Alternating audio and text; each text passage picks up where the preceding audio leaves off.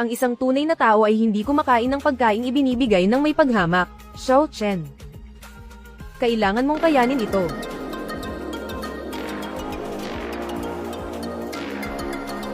Huwag mo akong biguin. Hindi ko na kaya.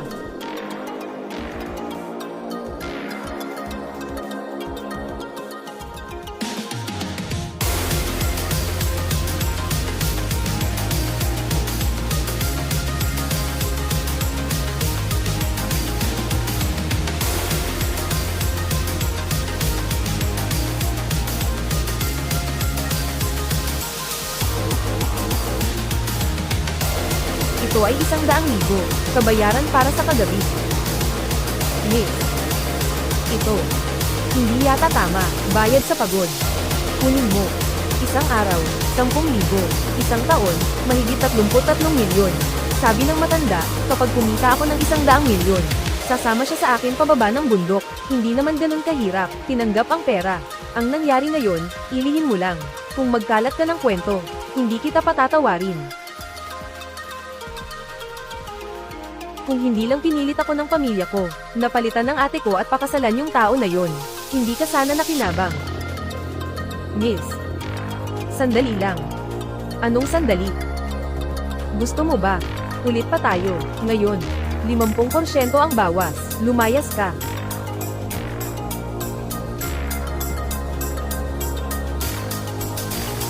Ang ganda ng kondisyon niya. Ayaw pa rin kahit may diskwento. Sayang naman. 10 taon na ang nakalipas. Malubha ang pagkakasakit ng matandang si G. Hiyaw, ginamit ng matanda ang siyam na karayom ng muling pagkabuhay, at hinayla siya pabalik mula sa bingit ng kamatayan. Doon na itakda ang kasunduang ito sa kasal. Sabi nila, ang panganay na anak ng pamilya Qiao, si Qiao Zuning, ay isang napakagandang dalaga. Gabi na. Hindi ko pwedeng paghintayin ng matagal ang asawa ko.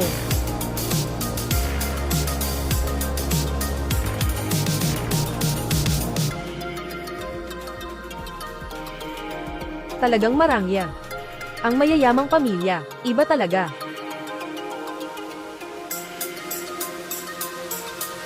Sa ibabaw nito, ni kahit tawag wala.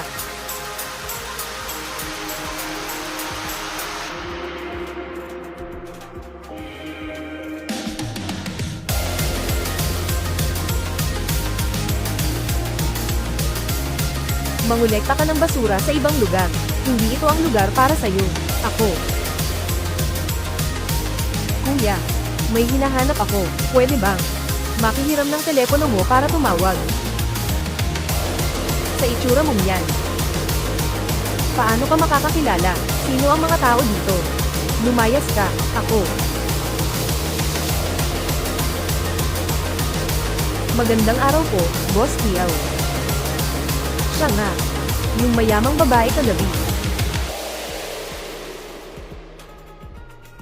Maganda. Nagkita na naman tayo. Ang sakto naman. Kung gusto mong makipag-usap, sa iba ka na lang lumapit.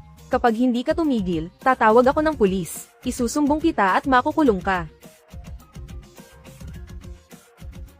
Talagang wala kang puso, babae. Pagkatapos ng lahat, hindi mo na ako kilala. Kagabi pa, nagmamakaawa ka pa. Ngayon, nagpapakakul ka na. Bitawan mo ako.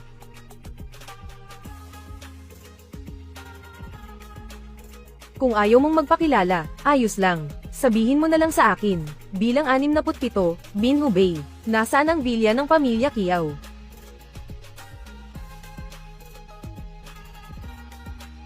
Hindi. Pare. Hindi ka man lang tumitingin kung saan ka nakikialam. Alam mo ba kung sino sila? At sino ka ba? Parang palakang nangangarap kumain ng karne ng sisna. Kalilimutan mo na lang yan. Ako.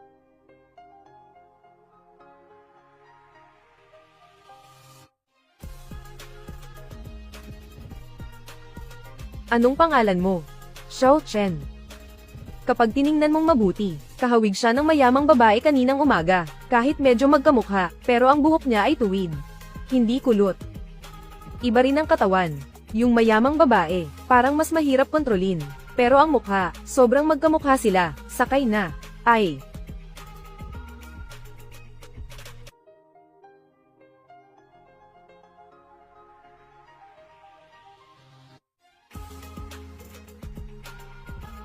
pwede palang maging ganito ang itsura. Kaya ko rin. So siya pala ang napili kong mapapangasawa. Siya pala. Maganda ang katawan at itsura niya. Xiao Chen, salamat sa pagod mo sa biyahe. Kamusta na ang iyong guro nitong mga nakaraang araw? Ayos naman si Master. Kaya pa niyang mabuhay ng 50 o 60 taon pa. Walang problema iyon. Pero, Tito, baka naman, hindi ka na umabot ng 3 araw. Ano bang sinasabi mo? Sino ba ang isinusumpa mo? Xiao Chen, ang tatay ko kahapon. Kakatapos lang magpa-check up ng buong katawan. Walang kahit anong problema. Mas mabuti pang ipaliwanag mo ito ng maayos. Oo nga. Kahapon si Shenhai. Sinamahan ako pumunta sa ospital. Nagpa-medical check-up ako. Sabi ng doktor, malusog naman siya. Hindi sakit ang meron si Tito. Yung mga gamit sa ospital, hindi talaga kayang makita. Ibig mo bang sabihin, ikaw lang ang makakagamot, sa iba, hindi ko alam, pero ako. Kaya ko talagang gamutin, kung makikipagtulungan, kalahating oras lang, sa totoo lang. 10 minuto lang sapat na. Xiao Chen, bilisan mo at ipakita mo sa tiyuhin mo. Niligtas ako ng guro mo dati. Naniniwala ako sa'yo, tatay. Hindi ka dapat maniwala sa kanya, isa siyang manloloko. Mamaya, magpapanggap siyang nagpagaling. Pagkalipas ng ilang araw, kapag okay na ako, ang lahat ng kredito, kukuhanin niya para sa sarili niya. Tiyo, may kasunduan kami ni Zuning na magpakasal. Paano kita lolokohin? May mukha ka pang banggitin ang kasunduan sa kasal.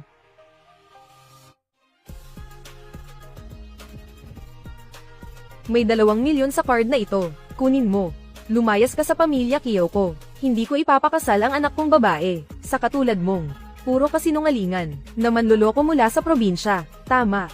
Hindi kailanman ipapakasal sa'yo. Ang anak ko, isang manloloko. Tumahimik kayong lahat. Ako ang nagtakda ng kasunduang ito sa kasal. Ngayon, walang sino man ang pwedeng magpaalis kay Xiao Chen.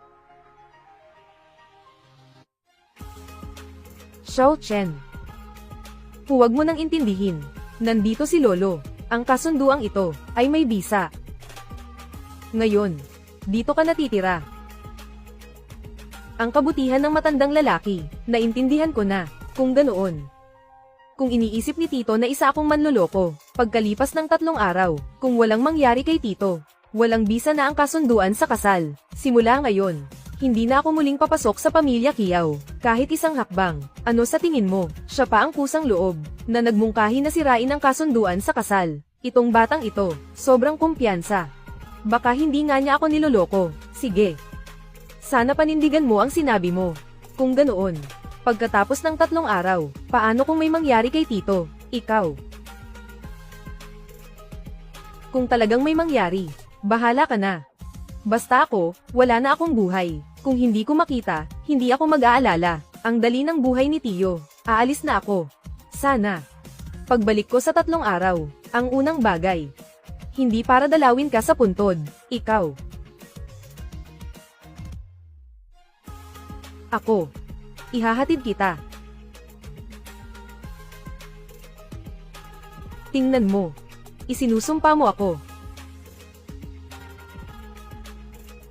Ang tatay ko ay padalos-dalos, hindi siya masamang tao. Huwag mo nang intindihin. Ayaw lang niya akong ipakasal sa mga taong hindi ko gusto. Ano ang iniisip mo? Sa tingin mo, gusto kita.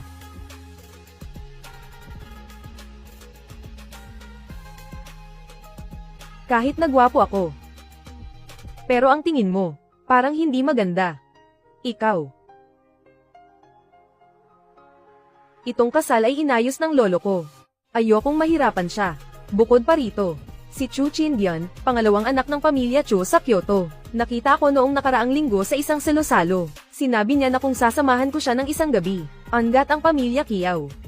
Kung hindi, magkakaroon ng malaking kapahamakan ang pamilya Kiao. Si Chu Qindian, hindi siya mabuting tao. Marami na siyang pinahamak na mga dalaga sa Kyoto. Ayaw ng tatay ko na magpakasal tayo. Sa totoo lang, para rin ito sa'yo. Kung magpapakasal tayo, siguradong gagawa siya ng paraan para gantihan ka.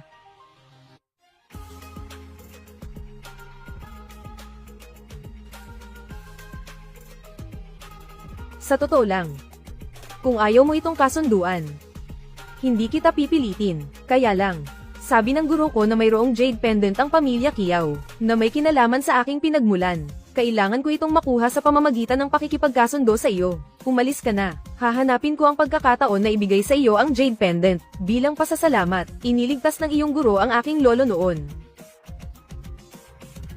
Umalis ka na. Hahanapin ko ang pagkakataon na ibigay sa iyo ang jade pendant. Bilang pasasalamat, iniligtas ng iyong guro ang aking lolo noon. 3 araw mula ngayon, kung magkasakit si Tito, pakainin mo siya ng gamot na nasa loob. Makakasiguro kang walang mangyayari sa loob ng 10 oras. Pagkatapos, pumunta ka sa ospital sa sentro ng lungsod at hanapin si Direktor Wu.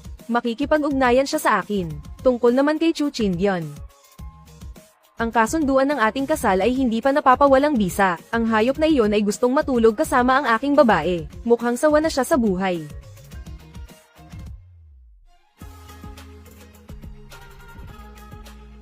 Tara na.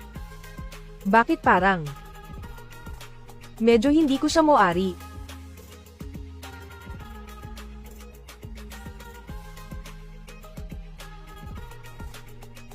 Ang gara. 15 taon na ang nakalipas. Si Wu Deho at ang matanda, natutunan ng unang 7 galaw, ng Zuan Yuan 13 Needles. Ngayon siya na, ang direktor ng ospital na ito. Sabi ng matanda, abala siya sa pagmamasahe kay Liu Dangqin. Hindi siya makaalis. Kaya ipinasa niya sa akin ang gawaing ito ng pagpapasa ng karayom. Sabi niya, kung alam mo ang unang 7 estilo, pwede ka nang maging direktor. Kabisado ko lahat. Hindi ba't mas magaling ako?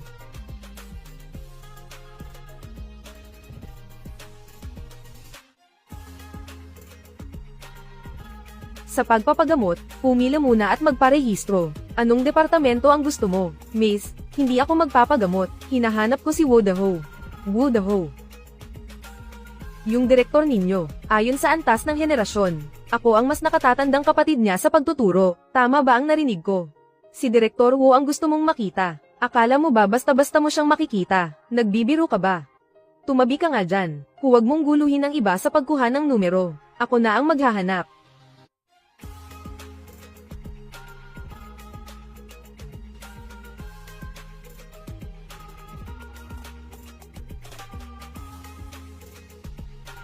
Ikaw pala.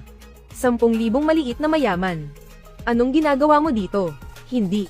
Bakit umiiyak ka? Sino ang nang-api sa iyo? Wala kang kinalaman dito. Anong ginagawa mo dito? Naghahanap ako ng tao. Tara, tulungan mo ako. Ako. Isang araw na mag-asawa, daang araw na pagmamahalan. Mayamang babae, pwede kitang tulungan, pero kailangan mong sabihin sa akin. Umalis ka. Sinong nagsabi na mag-asawa tayo? Ako si Lu Lingzin. Malubha ang sakit ng lolo ko. Nakatanggap na kami ng abiso na delikado na siya. Matagal na niyang gustong makita akong magkapamilya. Kaya, gusto kong hilingin sa'yo na magpanggap bilang boyfriend ko at makipagkita sa kanya para matupad ang huling hiling niya. Maliit na bagay lang yan. Ako si Xiao Chen. Salamat.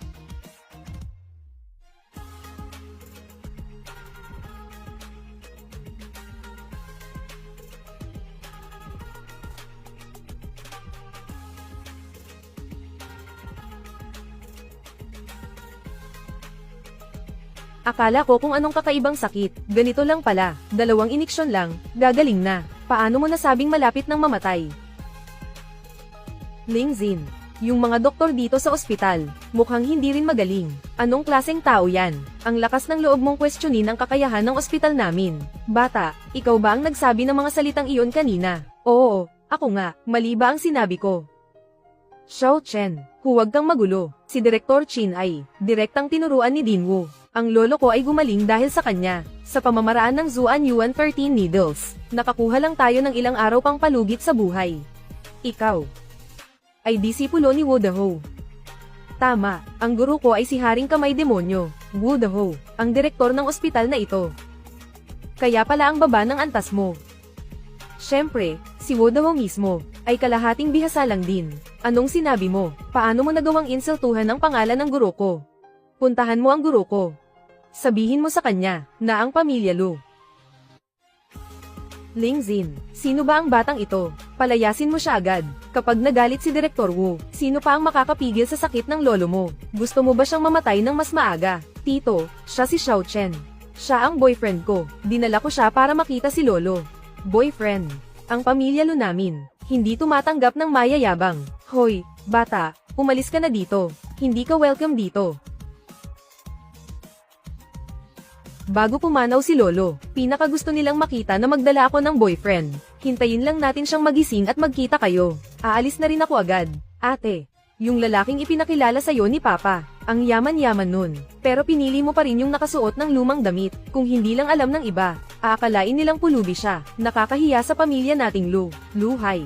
Sasabihin ko ulit ito sa huling pagkakataon. Ang kasal ko, hindi ninyo pwedeng panghimasukan. Lu Lingzin, sasabihin ko sa'yo, kapag namatay na si Lolo, ikaw, na walang silbi, ay, kailangan, pang mag-asawa.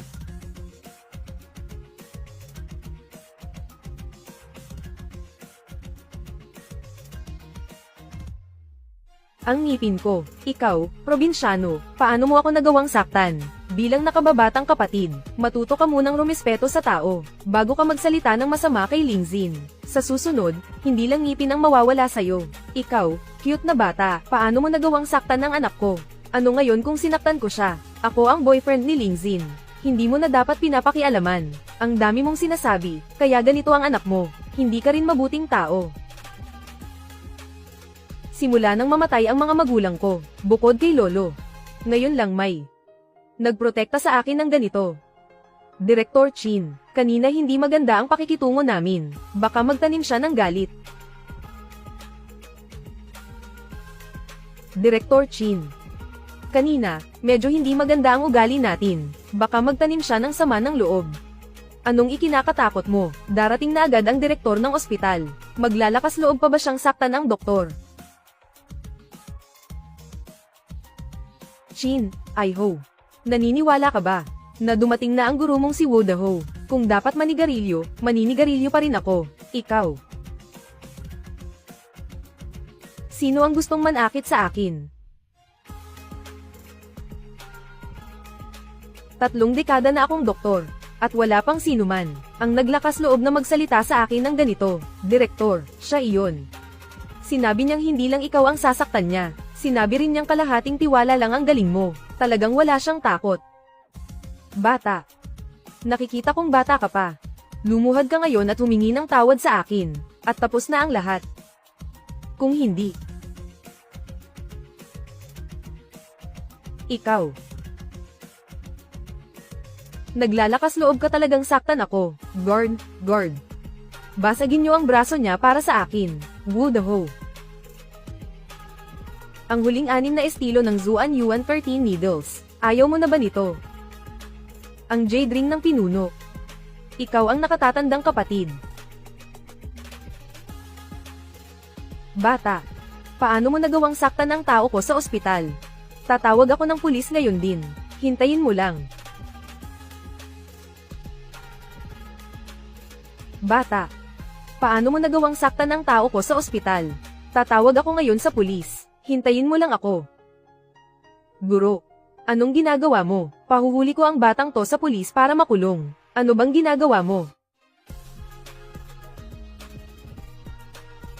Wala kang alam.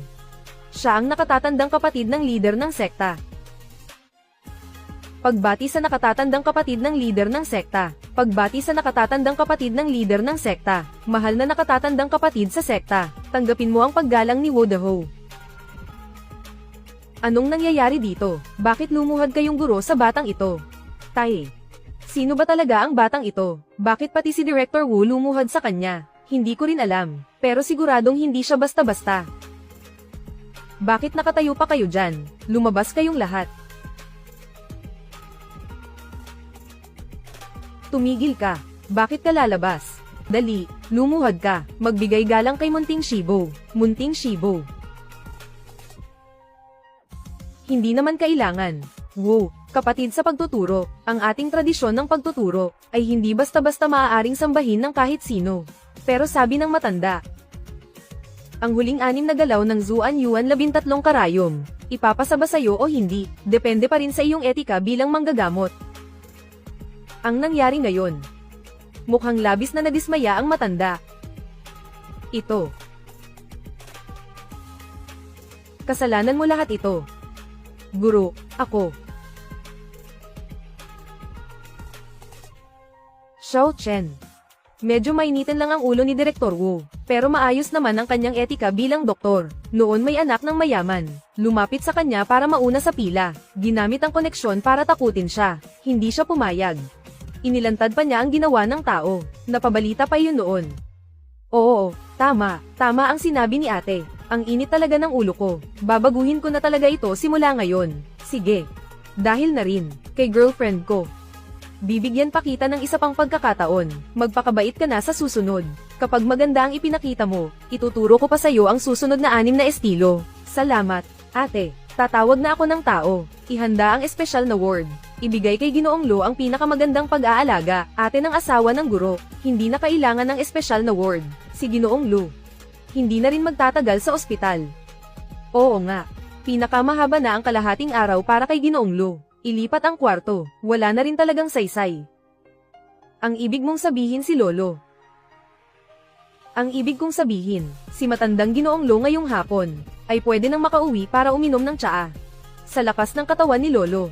Kaya pa niyang mabuhay ng 20 taon pa. Ano? Kuya. Hindi ka naman nagbibiro, di ba? Kita naman sa resulta ng makina. Halos wala nang natitirang vital signs. Xiao Chen. Totoo bang hindi mo ako niloloko? Huwag kang mag-alala, hindi kita niloloko. 20 taon. Mga kagamitang ospital, na nagkakahalaga ng ilang milyong piso, ay nagpapakita na si Lolo, ay halos wala na talaga. May iligtas mo ba? Si Kuya. Tama ba? Nagkamali ba ang aparato? Hindi nagkamali ang aparato, pero dahil nandito ako, walang mangyayaring masama kay Lolo. Yung mga gustong saktan siya. Masisira ang plano nila. Xiao Chen, may iligtas mo si Lolo. Ano man ang hilingin mo, tatanggapin ko. Ikaw ang nagsabi niyan. Huwag kang magbago ng isip.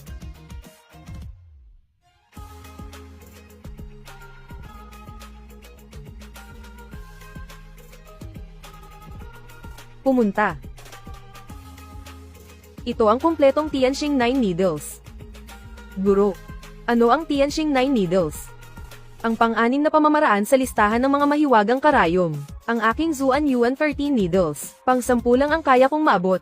10 taon akong nagsikap at nag-aral noon. 2 karayom lang ang natutunan ko.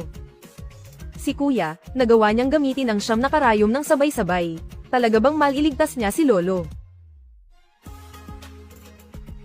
May epekto.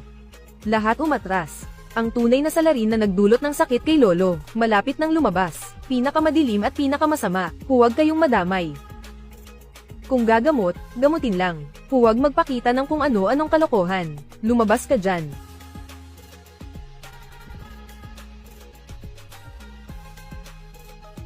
Lumayo.